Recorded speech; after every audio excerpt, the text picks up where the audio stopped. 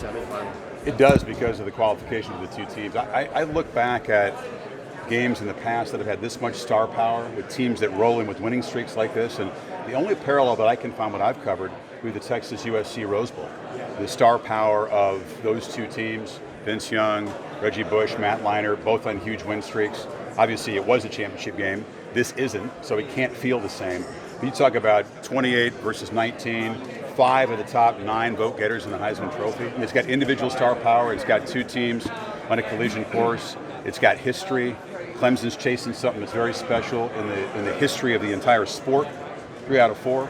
Ohio State's trying to get back where they think they belong. So in terms of storylines and star power, I haven't seen many like this. You feel like it's a toss-up game?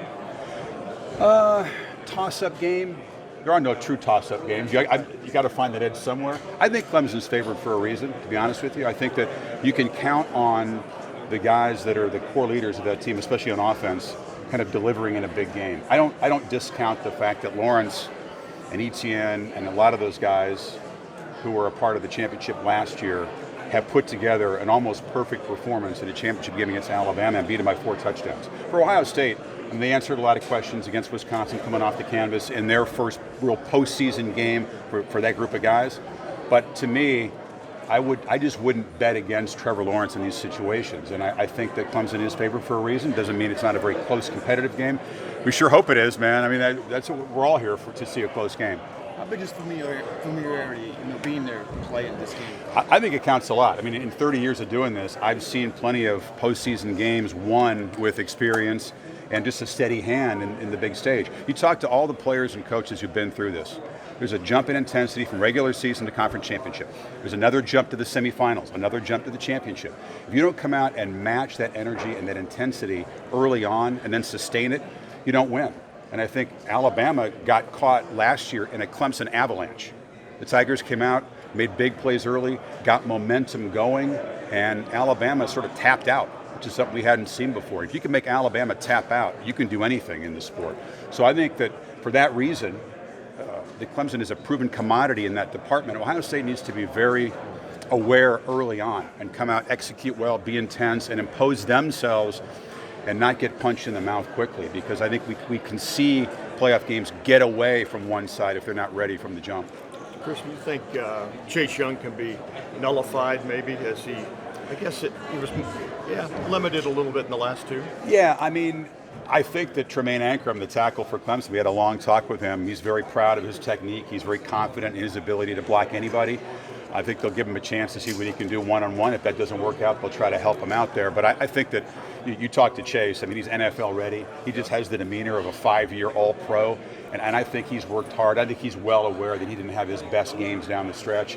And they'll study and they'll find ways. And if he is nullified, it opens things up for the other guys. But he's going to be a game plan dictator regardless of whether or not he shows up on the stat sheet.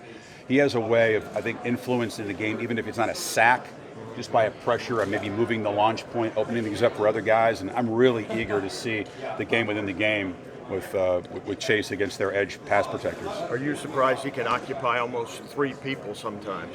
No, I'm not surprised because he's one of the special guys I've seen in 3 decades covering the sport. I mean, it's a very short list of guys who have been that good at that position. Like I said, he just reminds me of the guy, the way he plays, the way he acts and carries himself that you'd see on Sunday. And I think that's where he's headed, and I think he's going to have a really successful career in the pros. And I'm happy to be able to watch him 1 or 2 more games because he's also a hell of a lot of fun to talk to. You learn a lot from him. He approaches the game like he's already a pro. Every detail about his game, from diet to rest to recovery to the technique of his opponents. I mean, he's so detail-oriented, and he has been mentored beautifully by the Boses and by Larry Johnson. I've never quite seen anyone at his level.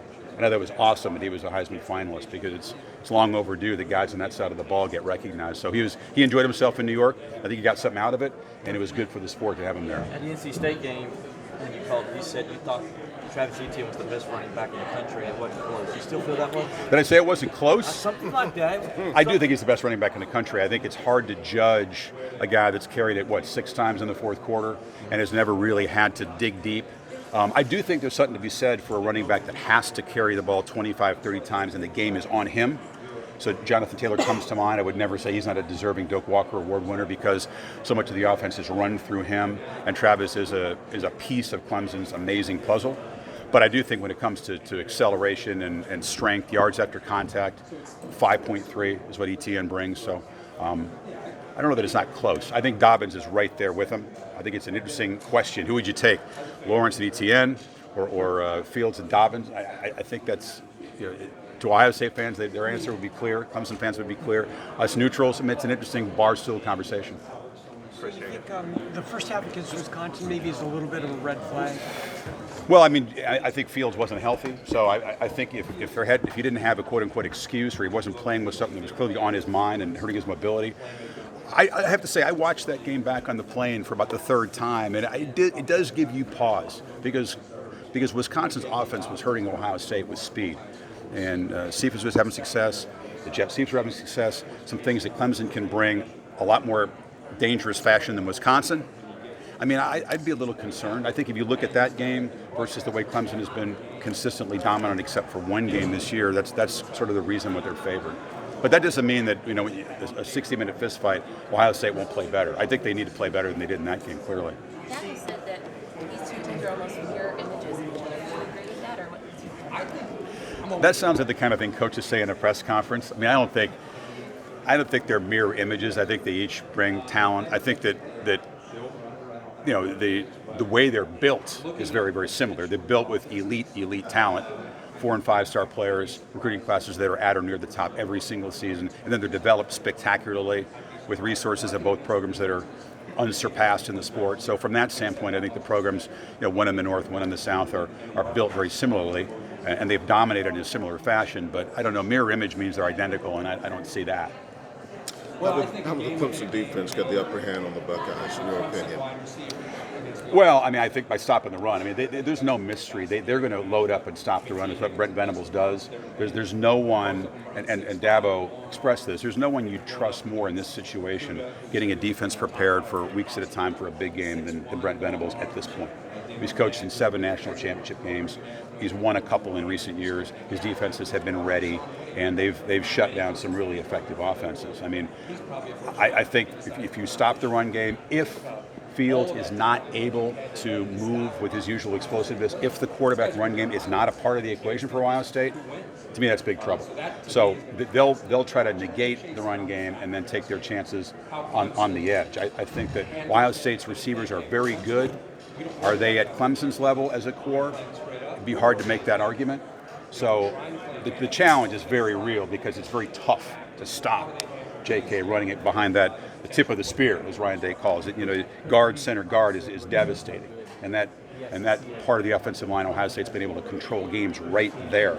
Now, if they can control this one right there, I'd like their chances. But I look forward to the chess match because Brent's a proven guy. Ryan Day is a brilliant in-game adjuster, probing and looking for weaknesses in the defense. I think he does it as well as anybody, even though he's sort of new to the big stage as a play caller.